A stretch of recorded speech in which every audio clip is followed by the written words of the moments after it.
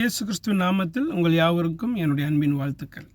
என் விடியலில் அவர் சத்தத்திற்கு உங்கள் அன்போடு கூட வரவேற்கிறேன். சங்கீதம் 116:12.